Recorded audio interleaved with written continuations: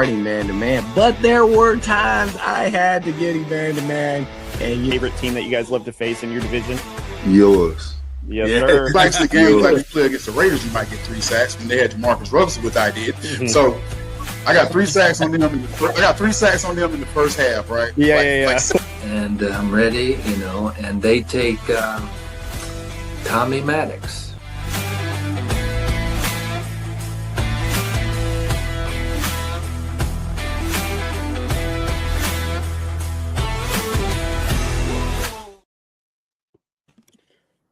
Hello, everyone. Good morning. Welcome to West War Room Rivals for our Sunday morning pregame show. What's going on, fellas?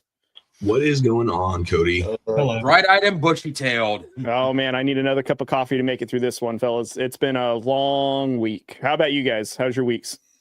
Same length as always. I'm over it. I think we're ready for that Netflix deal to come through, so that way we can hit the big time and get out of these day jobs. Yeah. And for those that are watching us right now on YouTube, please go ahead and subscribe. Also follow us on our social media platforms, TikTok, Instagram, Facebook, all that good stuff. We're now been dipping our toes into the live aspect of TikTok and Instagram. So check us out on that. Caleb actually had one on Friday night that got a little wild, but honestly had a pretty good turnout with the amount of follows back and subscribers that we got. So Caleb, good on you, bud. Good stuff. Thank you. Real good. It's a little odd, but it was interesting. Yeah, TikTok after hours, guys. You guys got to watch out for it. It is it's dangerous out there, folks. Absolutely. Yeah. Protect yourself. That's all I got to say. There you go. Protect yourself before you wreck yourself. Stay safe, everybody. All right, guys. This episode is sponsored by JBW Solutions. We are recording out of the JBW Solutions studio. Also, Emporia State Federal Credit Union, as well as Kansas Field Op. Thank you guys so much for being partners and sponsors of the War Room. We're going to dive into our ice-breaking question for week 14. God, I can't believe it's week 14 already. So the icebreaker question is, what's the one player from another sport that you would take on your team? So Matt, who would be your player? Give me LeBron. He was getting scouted for football before, he was known as the big basketball player, but have you seen his highlights in high school? He's actually pretty good. Yeah. So give me LeBron. I just want him to leave the baby powder at home. What position are you having him play? Missionary. He can have Matt. Stop it. I'm playing. I couldn't resist. He softballed that one to me. I had to take the opportunity. I do apologize. I'll put him at receiver. Of course you would. Yes, because that's fitting. Okay, Caleb, what player and what position would you put them on the Chargers? On the Chargers, we need to know linemen, so I'm gonna say Steven Adams. Okay, so we're just sticking to the NBA. Okay, all right, I dig it. Corey. So this is gonna be weird, and I thought about this one for a little bit. This isn't a basketball player. I'm actually gonna go with Benny Pasquantino from the Royals. One, he's just has a great sense of humor. I know he's unfortunately he's a Jets fan. Seeing some of his posts, so maybe we'll let him know that I pick him to play on the Broncos, and I'm going to put him at tight end. Okay, that's a good one. Austin. Yeah, I'm going to go Bobby Witt Jr. from the Royals. Mostly because I just love him. Second, he's really fast. And third, I'm going to put him at running back. Okay. I'd pick Aaron Judge off of the Yankees, and I'd put him at quarterback. See, that was quarterback. Yeah. Well, the other one I thought it was Anthony Edwards. That'd be a good one. Yeah. I thought about Aaron Judge too, because it's just the dude's just a tank. We went to a Yankees Royals game one time, and we went early enough to watch batting practice, and the dude was just an animal. You see him in the outfield, and you're you see him on TV, right? And then you see him in person, and then you see just up close, and you're like, my God, he's 4 feet taller than the other guys out there. Yeah, he's from Fresno State. He was the most popular Fresno State athlete that would walk around campus other than Derek Carr. And then obviously, I think he was a part of the jersey retirement ceremony when Devontae Adams had his last year. So I think he came and Derek came. So it was big. Like those guys will never have to pay for a meal in their lives in Fresno. That's for sure. So, but yeah, I would want Judge for sure, especially if he's from Fresno and he's on the Raiders. It'd be fitting. So Actually, Cody, you could technically take the Montreal Expos Tom Brady. Was a stud catcher, so you could actually have a quarterback now. That's very true. You guys could also take the A's first baseman Kyler Murray if you wanted to. So there's only one person in here who needs a quarterback. that's very true. Dude, I just thought about this. Kyler Murray would be a tiny first baseman. He's second baseman. Was he second? I thought he was first. Yeah, but I still think they stick him in. I was thinking if he were to go back, I think they would stick him probably in the outfield. Oh yeah.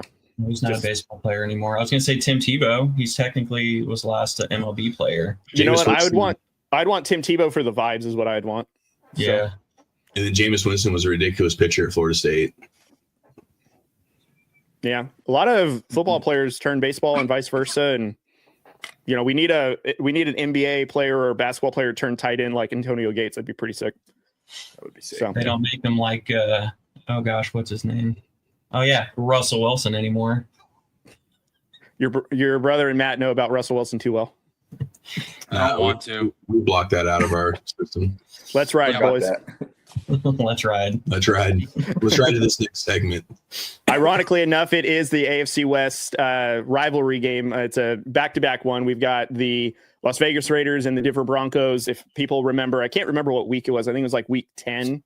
I think these two met on a Thursday night football game, and it was a 10-7 score. Not very offensive heavy, a lot of defense. Obviously, my Raiders blew it at the last bit. So we're going to kick it off with X factors and keys to victory. So Matt, who are your X factors and keys to victory for this game?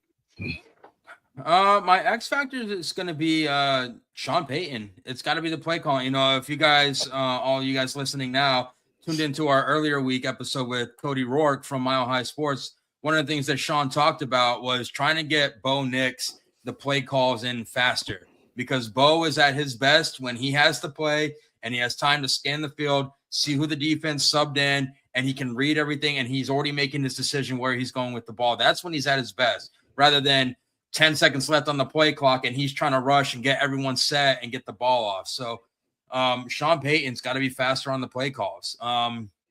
So for me, yeah, it's going to be the coaching. And then Vance Joseph. I think right now, back-to-back weeks, and Corey and I kind of talked about it, the last two quarterbacks have been attacking the Broncos with quick passes, those quick release passes, and then they back off the pressure, and then they start running the ball. So Vance Joseph has to be able to find some kind of balance where, cool, they're going to get those quick passes. We still have a defense for the run game, and we can kind of contain that, form like some kind of shell. So for me, yeah, it's just going to be coaching on this one. Okay. Corey, what about you? What are your X factors and keys to victory for the Broncos? Yeah, I'm going with the secondary for the kind of the reason that Matt was talking about. And now you add in Brock Bowers right now and what he's doing. So there's Jahdae Barron's one to watch. I want to see if they continue to match him up with those tight ends. I know Matt gets a lot of texts from me during the games, or we were even talking on X during the last game about, hey, these almost interceptions that Vunga could have like 14 interceptions right now if he would just hang on to them. So I do want to see that. I don't want to see that they don't give the Raiders hope. I was listening to one of the radio interviews yesterday, JT the Brick. I know you're familiar with him, Cody. Yeah. He was talking, the Raiders actually had two opportunities. One was a holding on a long run from Genty that was called back, and then the drive stalled out. And then there was another touchdown that they had that was called back, and then the drive stalled on that one as well. So the Raiders actually had multiple chances to win that game. So I think in the back of their mind, they know they could probably win this game, and there is a path for them to win this game. If the Broncos defense continues to, lack pressure, let Geno Smith get in a rhythm, let Genty do his thing, we could be looking at we're not looking at a 10-7 game. We're looking at the Broncos maybe getting into a little battle with the Raiders, because division games always bring out the best in both teams. Yeah. If I'm not mistaken, this one's in Las Vegas, right? The first matchup was in Denver. So, and I got to be honest. So even though it's a home game on the schedule for the Raiders, I feel like Raider Nation is a little bit defeated to where it's probably going to be a sea of blue and orange, unfortunately. And it is what it is. I think my X factors for this game, and it's Matt, ironically, you kind of called out coaching. I think for the Raiders, it's very similar, because these players aren't going to execute unless these coaches put safeguards in place or, put a script in place that these guys can be successful. So I want to see what Greg Olsen does. I feel like he's one of the X factors on calling the offensive plays. The game against the Chargers, I felt like there's some adjustment he could have made with Geno Smith, maybe moving the pocket a little bit to buy a little bit more time rather than getting, sacked. And also too, like getting some plays called to where it's a quick pass to Genty, maybe get a quick run for Genty. So that way that defense doesn't get a chance to get proper substitutions or catch their breath or whatever the case may be. But I feel like Greg Olsen in this one really needs to showcase that he can play call and adjust on the fly. Cause I felt like the second half of the Chargers game, he really didn't do that great of a job at adjusting play calling. And I felt like Geno had some fault in this. He wasn't very mobile in this game, but I also could see like, okay, Greg, you need to call some plays to where the pocket is manipulating to buy a little bit of time or a little bit of misdirect. I felt like that was in there. And then my second X factor more or less is Pete Carroll. And I truly, I know that I talked about this on Tuesday during our reaction episode, but Pete Carroll probably is not going to be back with the Raiders, but how bought in are some of these Raider players still to play hard for Pete? Because I don't remember Raider players quitting this much when AP was coach. Granted, there was a lot of coaching woes with time management, clock management, all that stuff for AP. But in this respect, I feel like there's a lot more players that are quitting at pivotal positions that shouldn't be. Like Devin White last week against the Chargers basically was having a hissy fit in the middle of the game. Max Crosby visibly showing frustration and, unfortunately putting Justin Herbert on his ass on that little love tap. But for the most part, it's just a lot of undisciplined football that I'm seeing. And at least one of the things I was expecting from Pete Carroll is to get this football team more disciplined, more focused. So I want to see, okay, if you have a good week of practice, what does that look like? Are people still buying in and believing in Pete himself? Because he more or less is going to be what is going to get us to somewhat a victory. Because again, even his own words, he knows what victory is. He's won supposedly 10 plus games throughout his entire career, which is somewhat true, but we need to see if he really is somebody that can motivate people to play beyond what their abilities are and really see if we can sneak out a victory against Denver. It's a long shot, but at least that's something to show, hey, these guys are still all in and not we can't wait for the season to be over and we can just tell the writing's on the wall. None of these guys are being back. So I think that's what I'm looking for some X factors. Keys to victory. Can we run the ball against Denver? Can we create a little bit more opportunity for Geno to where he's not a sitting duck in that pocket? I really feel like that's going to be the key of it. And can we also contain Bo Nix to where he does not get in rhythm? He does not get comfortable. I feel like when Bo later in the game, when he gets more comfortable and he gets relaxed, it's when he's at his best. The Raiders need to make sure they mix in some blitzes. I don't think they blitzed at all last week. So if they can just create some pressure to get some uncomfortability for Bo, I feel like that's a little bit how they can muddy up the game to keep it close, in my opinion. Yeah, so two things. The injury front, Max Crosby has a questionable tag. I know he didn't practice one day this week, but I don't remember. But I think it was on Wednesday, and I think Pete said that he should be good to go.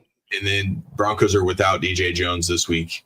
So and to kind of go off what Matt was saying about Vance Joseph, and I don't know if Matt agrees with this, but I don't want to see so much zone this week. Yeah. I want to see more aggressive play calling. I need Vance. When Vance gets scared and starts backing off coverage or the pressures, that's when Denver's kind of at their worst. So I need to see them blitz a lot more because this isn't a beat up offensive line, a not very good offensive line, and a quarterback who pressure him, he'll turn the ball over. So I don't know if you agree with that or not, Matt. Yeah, absolutely. And they kind of talked about, Nick Bonito was talking about that final play where he went up and batted it down from Mariota. Vance, they called timeout. They were originally going to go on the zone blitz. Sean called timeout, and he's like, hey, switch it up to man. You're going to get that free release. And he did. He got a free release, and he was able to go up and make the play. So, yeah, keep bringing the pressure. I think a lot of the times, and this is why frustration with Vance Joseph is he does kind of get a little confused. And when he gets confused, he doesn't know what to do. And that's why you see these shootouts happening because, cool, I adjusted to the quick passes, but now what am I going to do with the run? Well, by the time you figured it out, they're still in the fight. And I want everyone to know, the Broncos offense and the Raiders defense, this is not a lopsided matchup. They match up very well with each other. So this could be another shootout. And, yes, it's the Raiders are the Raiders. But again, they're in Vegas. It's a rivalry game, and this is not a lopsided matchup. So, yeah, a couple of things that may sway, and I'm not trying to say that the Raiders are going to play with some all of a sudden revamped purpose that's going to make them play outside of what they've been doing all season. But, if they play, spoiler alert to you guys, for, a first round bye, that might be extra motivation, because we sure as hell ain't playing for anything important other than a high enough draft pick for maybe a first round player that can turn into something, depending on what regime we have, if they even stick around. So who the hell knows? But at least with this rivalry game, maybe it'll be interesting and it won't be a complete blowout, at least what I hope. So we shall see. All right, guys, moving on to the next game on our schedule. We have the Chargers versus the Eagles. Now, if you guys missed it last night, the guys had a live episode with Steve with the South Florida Union. Is that right? Tribune, excuse me. And he's a known Eagles fan, and he was given his keys to victory and all that good stuff. So, Caleb, I'm going to give you the floor in as much time as you'd like, sir. Give us your X factors and your keys to victory for your Chargers. Yeah, so my X factors, I've got to start out with Justin Herbert. Man, I think this week he had surgery. He's kind of been questionable, that kind of thing. I think he will be our X factor on offense. I think how he plays is how we're going to play this week. I know I said that about the O-line last week, but if Trey Lance has to play, I'm not fully confident that we can pull this one out. I know I've said earlier in the week that I think he should play Trey Lance. But I think if Justin Herbert comes out and has an incredible game, I think that might just change our trajectory for the rest of the season. And then defensively, my X factor is Tuli Tuipulotu. He is extremely underrated. He plays so hard. And I think him getting pressure on Jalen Hurts, I think that's a major, major key in this game. Just the way he's been playing and stepped up to the challenge. We haven't had this type of caliber edge rushers that we're used to. He's obviously had to step in for Joey Bosa, and he's filled that role successfully. Actually, he's been better than Joey. He's been healthy. So, I mean, but I think he's the X factor defensively this week. And then my keys to victory kind of go along with that. Except I think we need to run the ball successfully to make Justin Herbert successful. We are getting Amari and Hampton back. I'm super hyped. I hope so. I know. I hope we get him back today. They activated him. I don't know how much he's going to play or whatnot, but I am super, super excited for that. I think him and the way Vidal's been playing, I think that's going to be lethal backfield in the future because they're both super young. I mean, Vidal's in his second year and Amarian's in his first year. So I think that's going to be a good duo for years to come, hopefully. But I think we have to run the ball successfully, especially early in the game, to relieve that pressure. And then defensively, we need to keep Jalen Hurts from using his legs. We got to stop the run. I know they haven't ran the ball much, surprisingly, having Saquon, but I think we need to stop the run early, make Jalen Hurts have to throw the ball, because I think we match up better with him throwing the ball than we do with him running it. Our run defense has not been very good the past few weeks. I know against the Raiders it was okay and whatnot, but the Jaguars kind of exploited that part of our defense. So I'm a little worried about that this week. But I think if we can stop the run and if we can run, I think we can pull this one out. It's going to be a good game, though. It's going to be a really, really good game. Yeah, Monday Night Football should be very, very interesting. Could be a high-scoring game, honestly. Depends. Austin, what are your X factors and your keys to victory for the Chargers game? Yeah, I know I saw where the Eagles actually got this positive Easter bunny to put in their locker room. And once I saw that, I kind of knew it was over for the Chargers. They need that like baseball clubhouse vibe, where you have like either your home run celebration thing or, during the Royals' good years, they had the, what is that? The rally mantis. The rally mantis, like, kind of just gives that, there's there's a lot of things going on with the Eagles, non-football related, right? A lot of things that kind of get in the way. They brought in this thing. You're focused on that, positive vibes. I think this is a week where they're going to be clicking on all cylinders. That's not really a key to the game, but like I saw that and I was like, that just gives me that like baseball clubhouse vibe where things are going good and you have it. And that's what they have. But for me, I don't want to say getting pressure on Herbert because I think Harbaugh with 2 running backs, it's going to be very Michigan-esque where he's going to ask Herbert to be what J.J. McCarthy was for him and throw it like 5 times. Yeah. So with that, I think the Eagles have to be stout up the middle. I know Jalen Carter not playing, that's going to hurt a little bit. So I think for the Eagles, they're going to have to stop the run up the middle. They got to be tough. And I think offensively for the Eagles, I think they just got to get Saquon going. It's kind of the engine that could. I know Hurts in that passing game, most weeks are able to do enough to win games. But if they want to be at their best, they got to get Saquon going. And honestly, if they don't get Saquon going, I don't know how much they're going to be able to do offensively because the Chargers are a pretty good defense. If you become too one-dimensional, Mentor and that defense are just going to be able to have their way with you. So you have to stick with it, okay? You have plenty of unsuccessful runs. I know it's unusual after last year, but you got to stick with it, especially if the game's not out of hand. Stick with the run. Try to get Saquon going. Everything else for you guys will fall into place if you're able to do that. Yeah, that's a good one. Also, too, we'll see if the Eagles actually use Saquon. So for some reason, they've been anti-Saquon for the last, seems like 2 to 3 weeks. So feels like they've got a hell of a player that they can use. Maybe they'll use him today. Or on Monday, excuse me. All right. So I think that's the only couple. Oh, no, we got one more. Sorry, I'm misreading these notes. All right. So next one is actually a pretty big AFC game. So I'm sorry I missed it. So we have the Chiefs versus the Texans. I think we can all speak for both these teams that playoff implications are on the line, especially for Austin's Chiefs. They have been never the more prevalent as they are today during this matchup. So Austin, for your Chiefs, what are your keys to victory and who are your X factors? They're kind of going to go hand in hand. I think there's so many things the Chiefs need to do correctly. You guys mentioned early in the year where you thought the Chiefs' margin for error was going to be smaller this year, and I think this is one of those games, at least opponent-specific game-wise, where it's going to be maybe not even marginal. You just don't have any room for error. It's, again, I'm going to pound the table, run the ball, stick with the run. Please do that, because I think the keys to the Chiefs winning is to throw it as little as possible. I mean, we're going to be down 3 offensive linemen.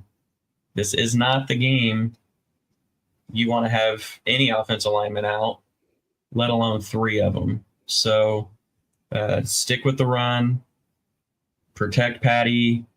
If it gets out of control, that's going to lead me right into my X factors. The 3 backup linemen, they got to step up. We're not at a time of the season where we can make excuses. You're being called upon now in a must-win game. We're not asking you to be flawless. We're asking you to be good enough. You're not, if you want to come out and play like all pros, that'd be cool too. But at the end of the day, I just want you to come in and do a good enough job to at least not cost the Chiefs a game, right? No stupid penalties. You are allowed to block, so don't just let people run through untouched. Do things like that. So I'm hoping this is a game we run. Let them get comfortable in the game. Let them hit a few bodies, get a feel for it, and see where we go from there. But I know the Chiefs' defense is what's been causing them, but it's the Texans' defense. They can direct this game. Like, they can single-handedly win this entire game by themselves. That's how good Will Anderson and Danielle Hunter have more combined sacks than the entire Chiefs' defense. Just let that sink in as a kind of double-edged sword for me. They have 2 edge rushers better than my entire defense combined, but it could be ugly with 3 backup offensive linemen. So the X factors, backups do well enough. Keys to the game, please just run the ball, keep running the ball, take your Colts game plan, apply it here, and hope for the best. I don't even know if that's good enough to win, let's be honest, but I think that gives them the best shot to victory. Yeah. So, Austin, the only thing that my Raiders have better than your Chiefs is we have one more sack on the season than you guys do. So I think we have 23 and you guys have 22. So that's the only thing statistically I think we have a leg up on, but that'll probably change throughout the season. But we're number one. That's right. Anyways, be behind Denver, so you're not. Yeah, we're just a couple behind. We're almost there. We're just a few behind. But yeah, listen, looking at the Chiefs and Texans game, very much like what you said, Austin, like even though that they could potentially win, they have a long road. They may not even get in. They just are playing in a circumstance that, maybe they let too many games kind of get away from them when they needed them. And now they could win out and still not be enough. So if this is the Chiefs' best opportunity to at least win this game, to at least keep themselves in the hunt. And also too, if they win this game, even though the Texans are kind of in there divisionally and also somewhat in the wild card, this will really help them have a bit of an edge on the Texans, who are also fighting for somewhat of a last bit of a wild card or even their division. So I think a couple of keys to victory here, and I'm going to go on the Texans side of it. So a couple of keys to victory is they actually need to not only slow down Patrick Mahomes, but they need to get him outside the pocket, get him uncomfortable, because for some reason this season, those unscheduled throws, like what the Chiefs used to do, they're not there anymore. And I don't know what it is. I mean, they have more than enough weapons with Hollywood Brown, Xavier Worthy, Rashee Rice. For whatever the reason is, when you get Mahomes out of the pocket, just that creatability is just not there in this offense like it once was. Now, I feel like the Texans have the pressure to really disrupt everything to where that timing is just not going to be off. I don't feel like this defense, especially with Stingley, is going to let a lot of things go over his head. So I really feel like if you get Mahomes on the run and happy feet, so to speak, to where he's speeding up his clock, and I think it was the last game that the Chiefs had, I think it was with the Cowboys. I think Tony Romo was the one that just made mention that the Cowboys' pressure defense got Mahomes to really speed up for some reason. Even if there was no pressure really coming his way, he was just so used to people coming at him really quickly that he's speeding through the play when he doesn't need to be. And I feel like if the Texans do that, that's going to be a way where they can capitalize on those turnover opportunities or those 3 and outs. Offensively, though, for them, if they can get their weapons involved, if CJ Stroud can get the ball to Nico Collins, to Higgins, to whoever their big name guys are on their, I think they have another rookie receiver. I'm forgetting his name right now. They're both out of Iowa State, but regardless, if they can get all their weapons incorporated and also get their run game going, and it's a little tough because they have Nick Chubb and I think Woody Marks. So that 1-2 combo is going to have to really find a way to get in between the tackles. But regardless, so if they can play some balanced football and take some shots on the Chiefs, I really feel like that they could put a lot of pressure on the Chiefs off defensively, to where are you going to send some blitzes or are you going to send some people out in coverage because you got to protect the middle of the field or whatever the case may be. So I feel like that's how the Texans' keys to victory over the Chiefs can be. Some X factors, pretty simple. I think Anderson Jr., I feel like if he can get on Mahomes, it's going to be a long day for the Chiefs in that offense. And another X factor offensively is CJ Stroud. Can he play under pressure? Could he show up in the big moments? Could he show flashes of what he was in his rookie year where he kind of surprised the league? Can he get back to that kind of form to where he's able to take this Texans team and go to the next level? So I think that's a couple of keys of victory I'm looking for the Texans if they're going to have a victory over the Chiefs. I do feel, though, and I think we'll get into predictions a little bit later, I do feel like that this is probably going to be the game of the week for the AFC, for sure. So, yeah, this is definitely going to be a big Nico Collins day. Yeah, that was going to be one of my keys to victory, but I am more worried about the Chiefs' offensive line and not getting our quarterback hurt that I had to go there. But Nico Collins deep or Nico Collins on a slant.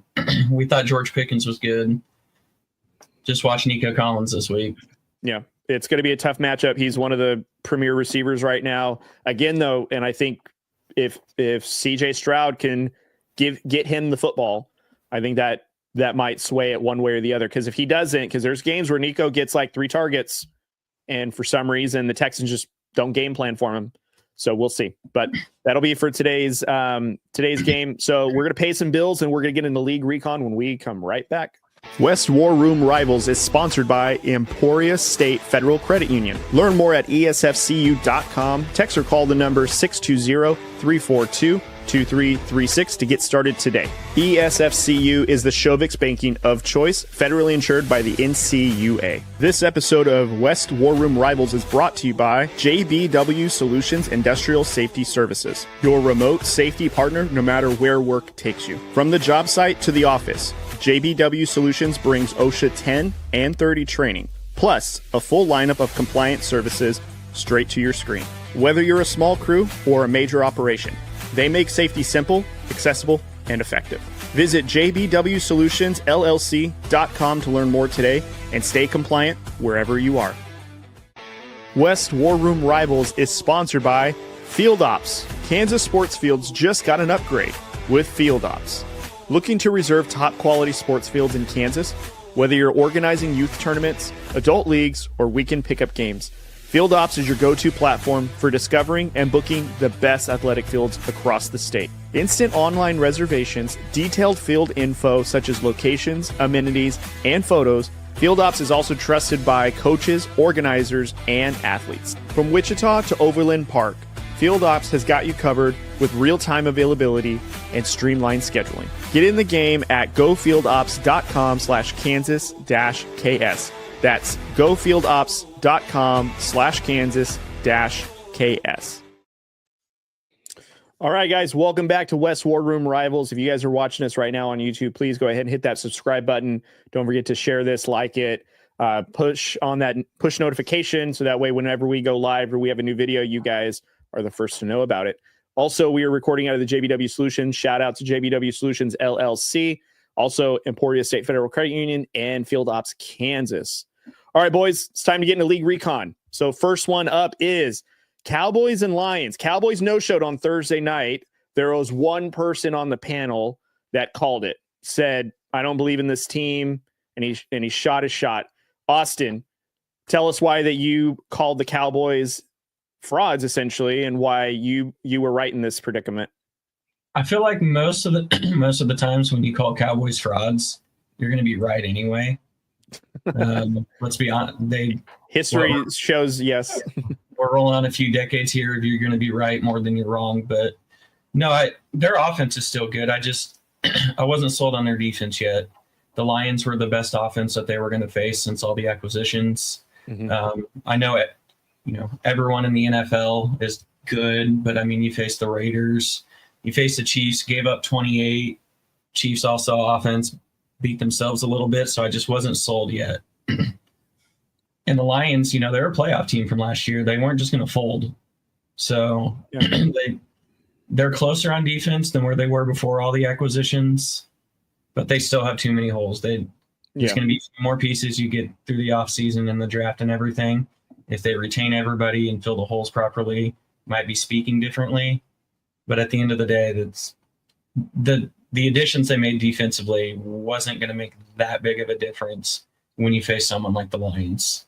Yeah. Corey, what was your perspective on the game? I mean, in the back of your mind, you kind of always knew.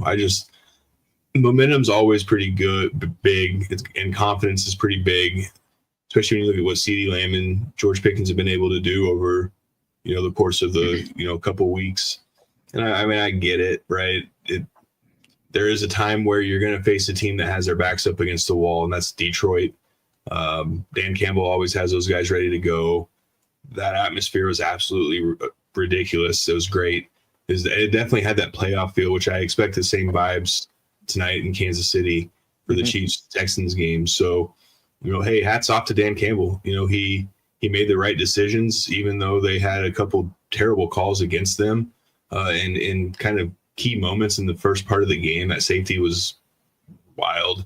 And then that pass interference that they called, that was basically that was crazy too. So, hey, look, when you get a team that's, up against the wall like that, and they know what they need to do, I think at the end of the day, Dan Campbell and his group kind of rose up. Yeah. Caleb, do you think that we discounted the Lions too quickly, or maybe we were buying into Cowboys hype too quickly? I think we discounted the Lions, if I'm being honest with you. I think Amon-Ra played a huge factor in that situation too, because he was questionable, and we were like, oh yeah, I think him being out really made me change my decision. If I knew he was playing and I saw the pregame thing, I was like, oh crap, they're gonna destroy him. As soon as I saw him jogging in the pregame, I was like, he's gonna play. I think his mentality, Amon-Ra's, changes how the Lions play typically. I think I think we just discounted him a little too early. I mean, Jared Goff's been really good with the Lions. The Lions overall have been really good. And Dan Campbell didn't get in the situations where he was having to make the dumb decisions, Yeah.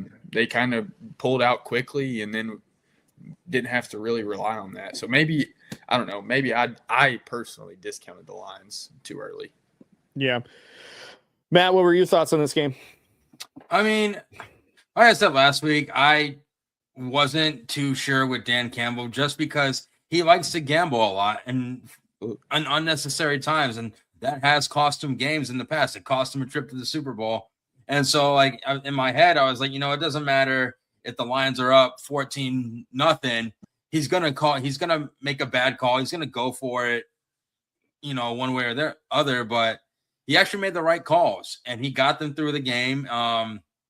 And Amon-Ra St. Brown, hats off to him. A lot of people thought that he wasn't going to play, but then someone brought up a good point. Like, he's a tough guy. He's going to play through the injury, and he actually had a pretty good game.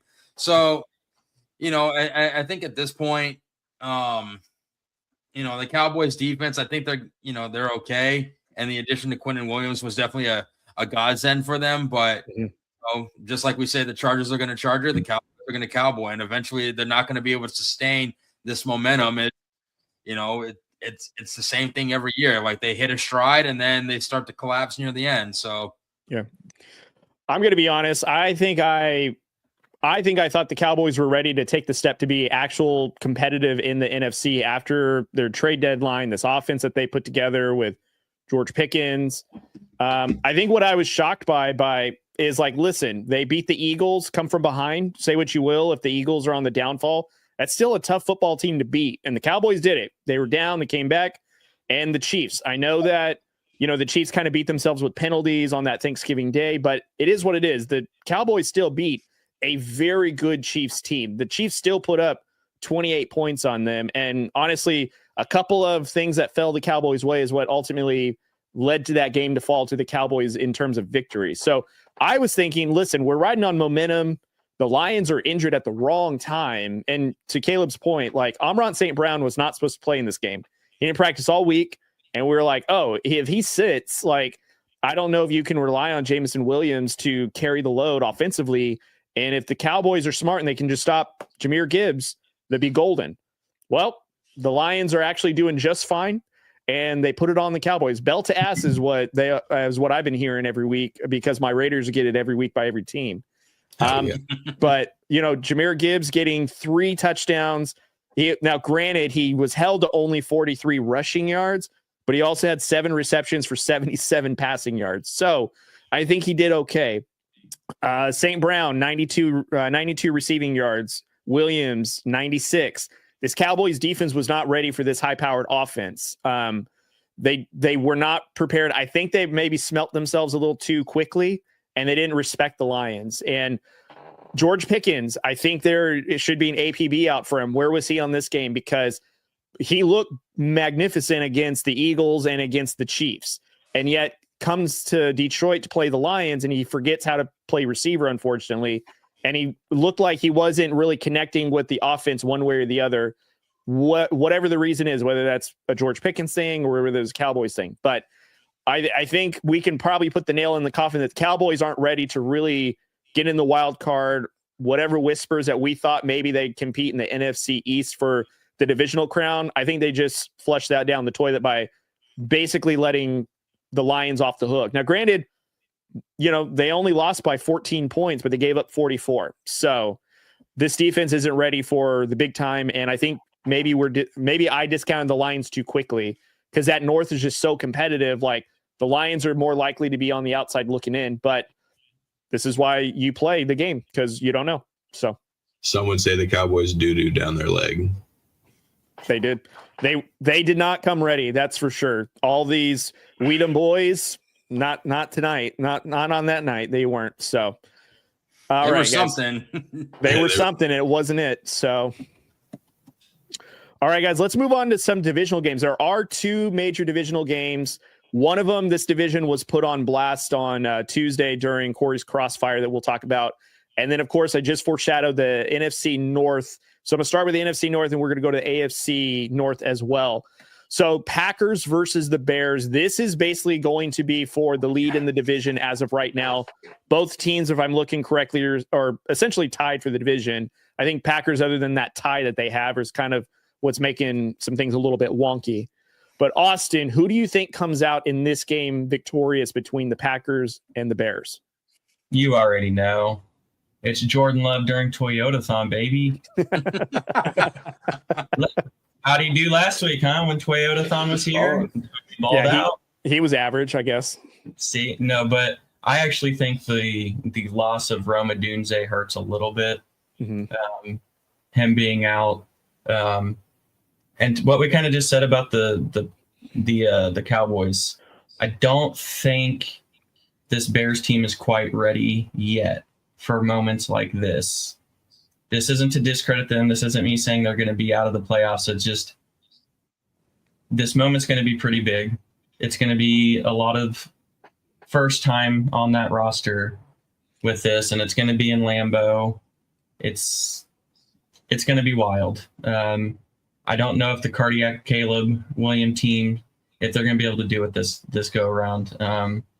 Packers defense is coming into form. Micah Parsons has been Micah Parsons the last few weeks. They're fine. They're getting a groove. I before the year, I liked the Packers early on as a Super Bowl contender. I think they're gelling into form, specifically on defense. So, yeah, give me the Packers this week, and it's not any disrespect to the Bears. I do think it'll be a good game, but ultimately, Toyotathon and home field advantage kind of puts it over the edge for me. All right, interesting. Corey, what's your thoughts? It's the Bears. The Bears. Do you have any additional commentary for that? That's it. Okay, wonderful. Caleb, what are your thoughts on this game? I'm actually really excited for this game. I like both these teams overall. I like the way they're made together, like the way they play. I'm really excited for this game, but overall, the line is Packers by 6.5. I do think the Packers win this game, but I think the Bears would cover that because that's kind of a big spread. That's rude. In Lambeau, it's in Lambeau, right? I believe it is. It is in 17 degrees according to AccuWeather. That's beautiful. Well, I know Chicago's cold too, and they've got a lot of snow this week, but I think Green Bay's going to pull it out in Lambeau. And Toyotathon too. It's like it's all of it. It's just adding in, it's just all stacking up. So I don't know. I think the Packers might humble the Bears a little bit this week. I'm not saying they're going to destroy them or anything like that, but I do think they win this one. But yeah. All right. Matt, who do you have in this game? I mean, I'm going to take the Packers on this one just because, again, they are at home. It is Toyotathon. That down payment on the new Tacoma. But just don't give them any shout outs. They're not paying us yet. I didn't say which Toyota. There's plenty of them, but just winter in Lambeau is just a tough place to play in anyway. And not saying that the Bears won't play the Packers tough. These two, especially this time of year, the Bears and the Packers, I always kind of like watching them play in wintertime just because they always play each other really tough. But I don't know. I feel like the Packers are trying to really kind of solidify themselves and always kind of cement themselves in the playoffs. And the Bears, they already kind of have right now. They're the number 1 seed, but I feel like the Packers are going to be like, no, you're not getting away from us that easy. And they're just gonna duke it out. But I do have the Packers on this one. Yeah, this is a tough one because I really feel like this is going to be Chicago's like a good test for that new offensive line that they've paid a lot of money for. And, you know, Caleb Williams last season was one of the top, you know, sacked quarterbacks in the NFL. I think if not, he was number one. And now they've only given up 19 sacks on the season.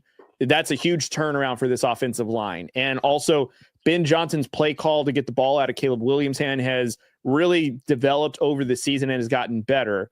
I do feel like that the Packers, though, what's holding them back offensively is Jordan Love is really a good quarterback that is efficient, but also he can be turnover prone. Like this could be a game where he has 3 touchdowns and 3 interceptions. And the Chicago Bears defense is really good about getting the takeaways. Like they have 17 total team interceptions, and that's on the top end of the league in terms of defense. So I really feel like even though this is cold weather season, and yes, it's at Lambeau Field, Chicago, though, is used to playing in cold weather.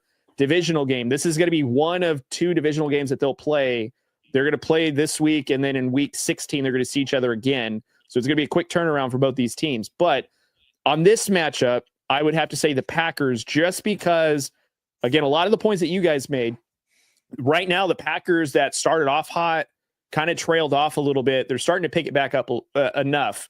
And I really feel like credit to that defense that has really held the fort down to make sure that they are covering up those offensive woes. So I'm going to say the Packers on this matchup. Now, check back with me on week 16. It might be a little bit different.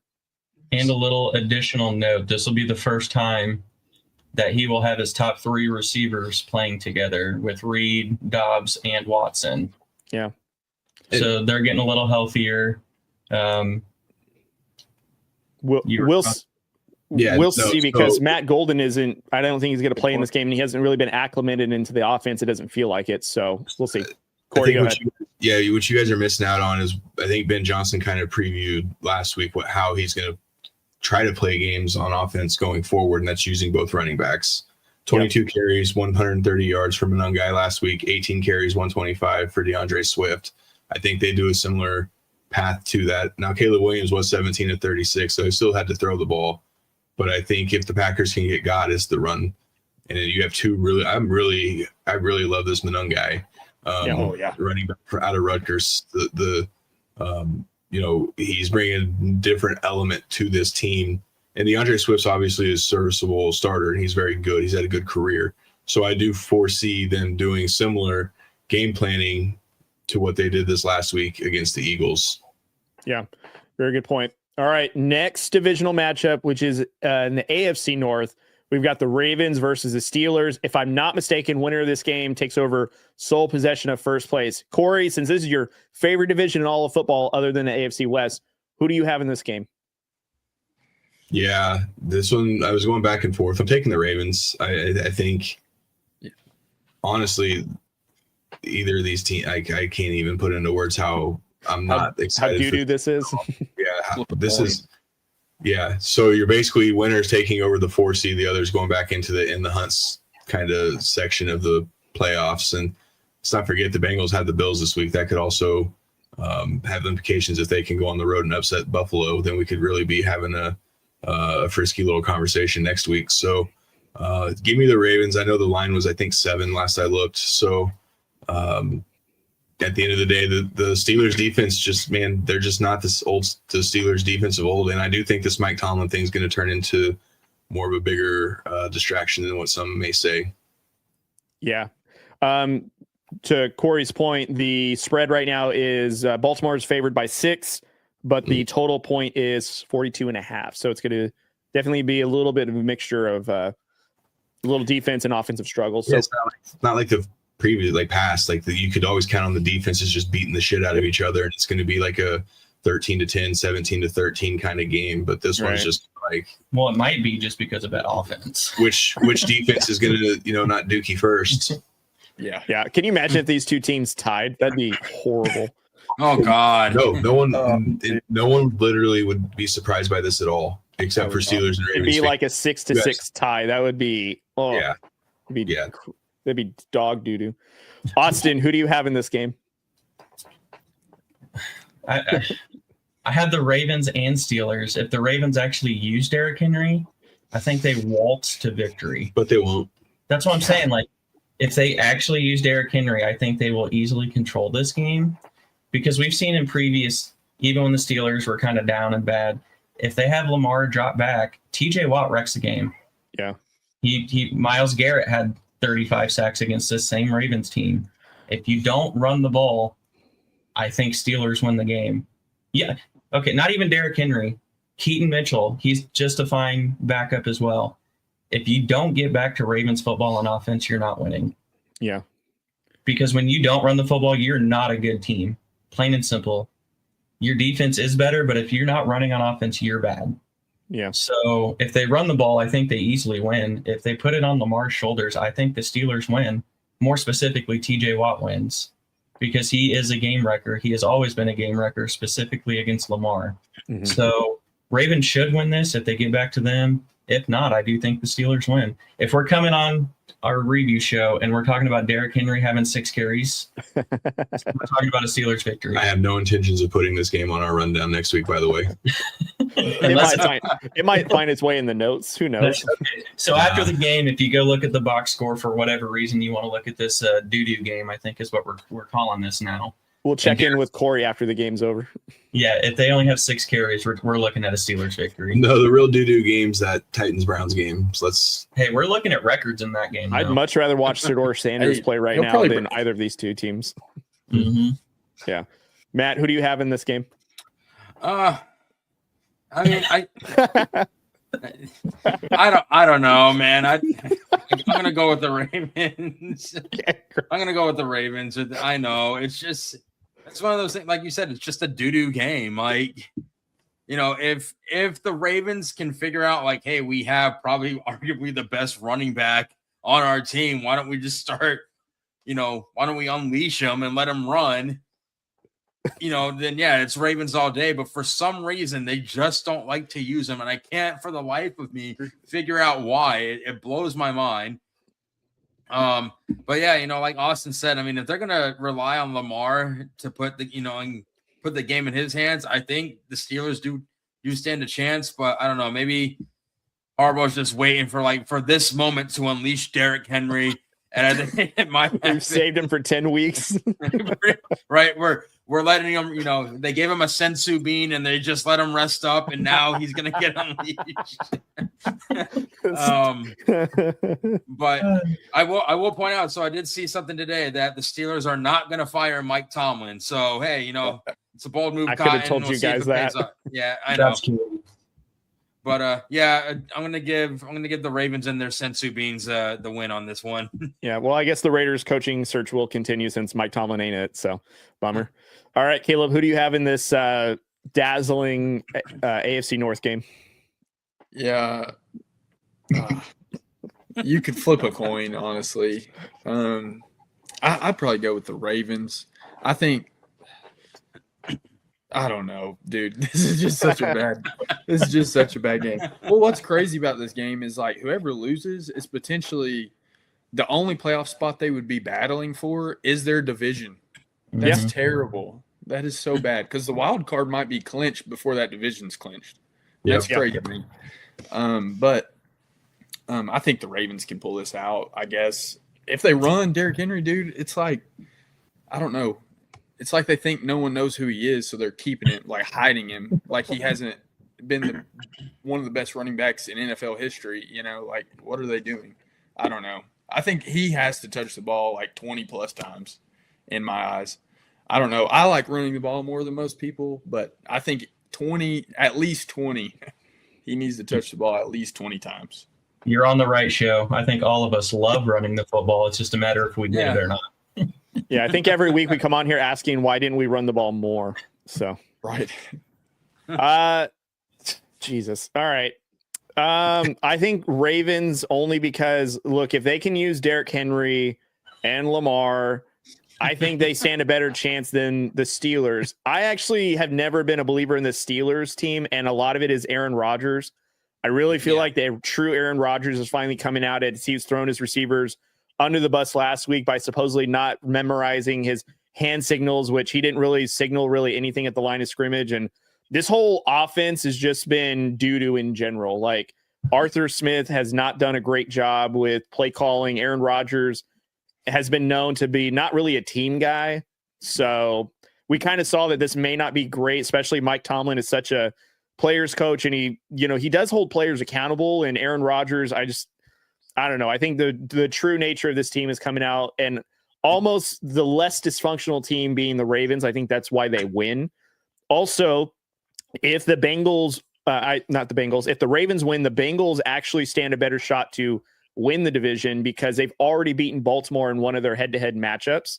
And if the Bengals do get on a hot streak where they find themselves in the divisional contention, they definitely want to make sure that they at least have one game of some sorts on one of these divisional opponents. And if it is the Ravens, that's probably a good one to have because they were projected to be the divisional winner to begin with, and they still might come close to it or they might win it. But for the Bengals to stand a chance, they would need the Ravens to win, so that way they have a better shot at beating them head-to-head. So for what that's worth. All right. Can we close out that segment? Yes. Awesome. All right, guys, let's move on to locks and upsets of the week. So each host is going to pick a lock or an upset for week 14. Caleb, give us your lock or your upset for week 14.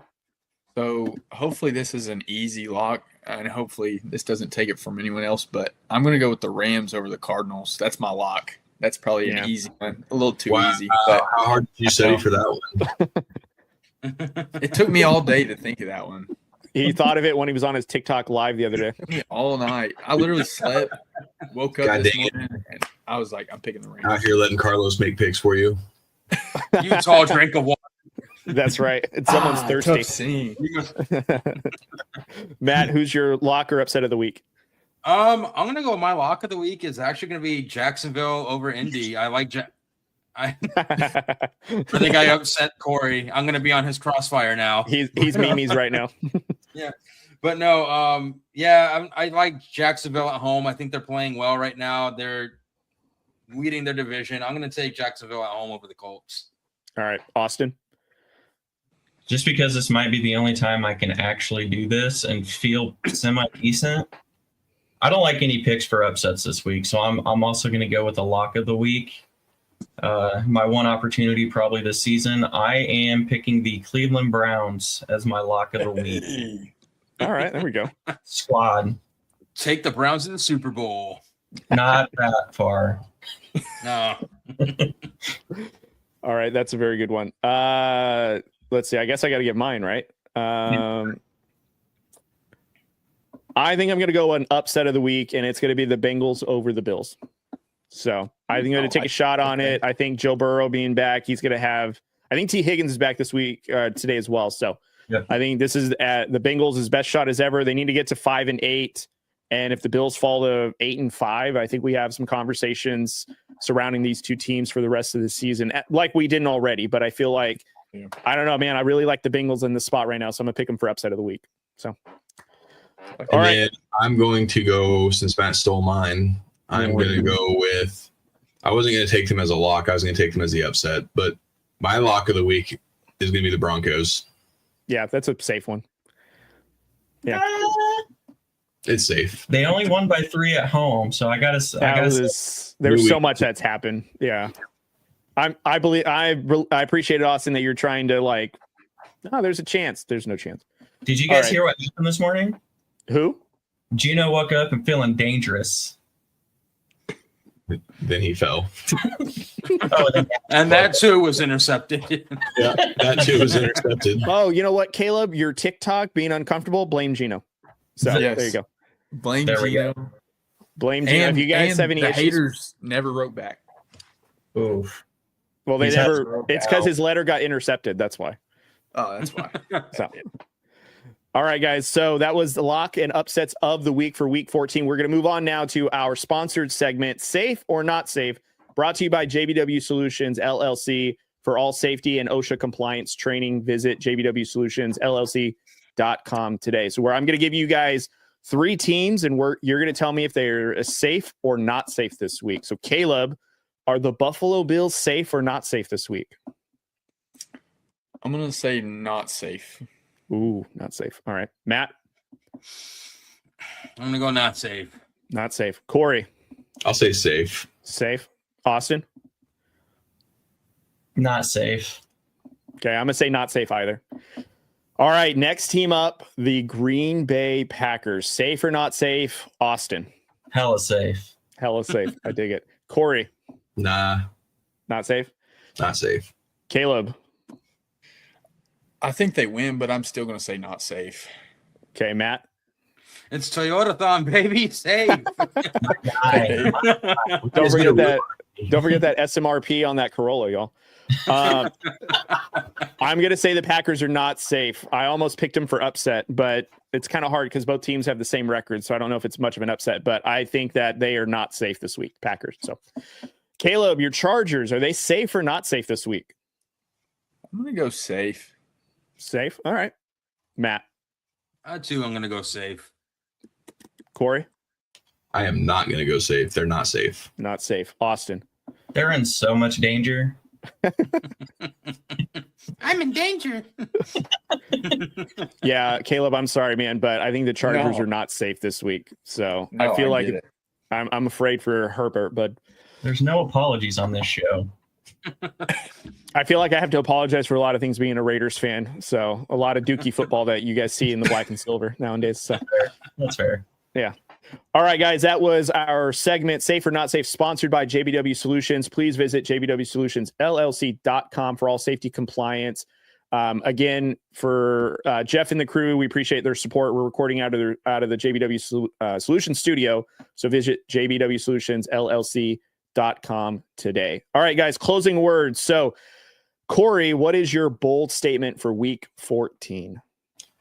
Yeah, I was going back and forth on this, and I was like, do I want to keep this Broncos related? And I am. Bo Nix is going to throw for 300 yards. Damn. Caleb? So I was kind of going to go along similar lines, but I'll change it up. I'll say Bills run for 300 plus, but still lose. Jeez. Okay. All right, Matt? My bold take. Well, I was going to say Bo Nix throws for 300, but now I'm going to go to the defensive side. The Broncos come up with 8 sacks. Okay. That's not bold. It is. All right, Austin? It is. I had 2 just because I want to mention Myles Garrett. God Myles dang it. You go ahead. You can take Myles Garrett. Okay, thank you. Stupid lint liquor. Mine is Mahomes throws for 400 yards and a loss. Oh, that's a rough You one. cotton-headed ninny muggins. Whoa! Wow. Dang, that's All right, mine was going to be Myles Garrett. He's going to break the sack record today. I mean, they're going up against the Titans. If there's a game to do it, it would be now. And in 14 weeks, if he breaks, 22 and a half, I think that would be that would be something amazing to see. And if he closes the season touching or getting close to 30, I don't think we're ever going to see that in a long time. So I'm going to say Garrett breaks the sack record today.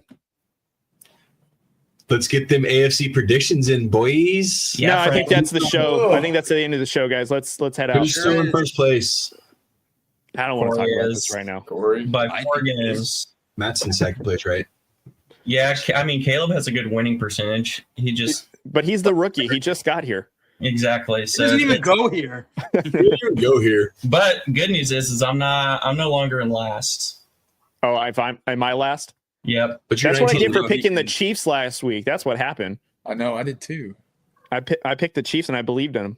That's my game. That's where we've been tied, but I actually picked the Cowboys. Yeah. Oh, and I'm fudged up. I picked my Raiders. I was feeling bold that day. So did I. Yeah. Hey, you got it. You know what? If you don't, what's the phrase? If you don't make your own music, something whatever. I still don't know what that means. All right, guys, let's get to AFC West predictions and close out the show. Caleb, who do you have again for the Raiders versus the Broncos? Broncos. Okay, Matt. Broncos. Wow, that was so difficult for you, Corey. Yes. Yeah. Broncos. Why do we even ask? Austin. Yeah, I'm Denver.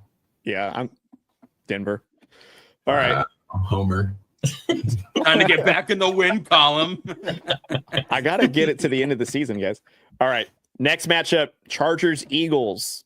Caleb, who you got? Chargers. All right. Matt. I'm going Chargers. Corey.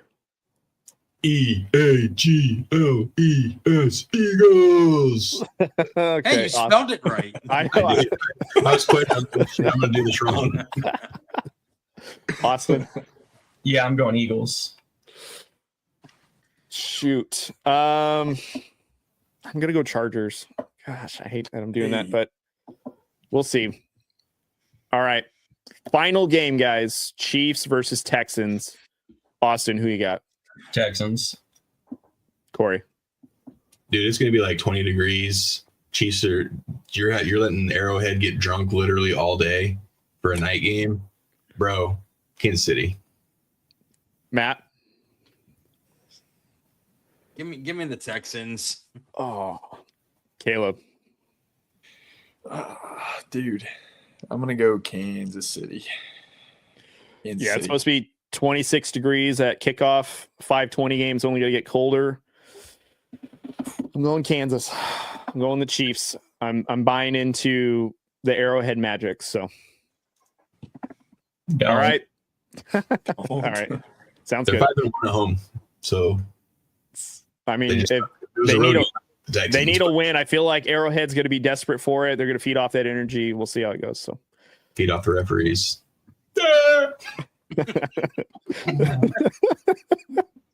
all right, guys, that is us. That is it for us at West War Room Rivals. If you guys are watching right now on YouTube, please subscribe to the YouTube channel. Follow us on all social media channels at TikTok, Instagram, Facebook, Threads, X, you name it. We're probably there. One of the guys suggested Discord, and I was like, I think we're too old for that. So, We are. yeah. So, all right, let's thank some partners and sponsors and let's get out of here. Beard Club, thank you guys so much for your support. Check out Austin's beard. Trust the product. That's what he uses. Shank It Golf. If you guys are golfers, go check out their stuff. They got some really fun personality style stuff. Also, Homage. I don't think anyone's wearing. Oh, Corey's got a Homage shirt on. Shout out to them. Visit the link down below to get your Homage shirt today. Also, Badger Barrel. In a world full of butterflies, be a badger. Sorry, Matt. I didn't want you to be the dancing monkey tonight. You took my thunder. You're welcome. He's so Anyways, guys, if you guys want a premium smoker, please go visit badgerbarrel.com. Link down below to get your special one today. And now to the people that do help support the War Room and sponsor the show. Troy with Field Ops Kansas. Go visit fieldopkansas.com today to go visit Troy to get field markings and get your league all set up for anything sports related. Great partners in the Kansas area. Also, Angie and the crew at Emporia State Federal Credit Union, the War Room's banking of choice. I think the Shelvick brothers are going to go visit them during the holiday season in Christmas time if they do go back. So shout out. Okay, never mind. Shout out to Angie and the team. And then also the new Corolla. and also the main sponsor, the one that helps us do what we do, JBW Solutions, Jeff and the crew. All the guys got the merch and the gear. Caleb got his recently. So go visit jbwsolutionsllc.com to get safety compliant on all OSHA stuff. Yeah. Also for long haul truck drivers, they also teach safety compliance. If you want your business or your workplace to be safe and compliant with all things regulations, please visit jbwsolutionsllc.com today. Fellas, let's get ready for some fun football this morning. Appreciate you guys. We'll catch you guys for the Week 14 recap on Tuesday. See ya.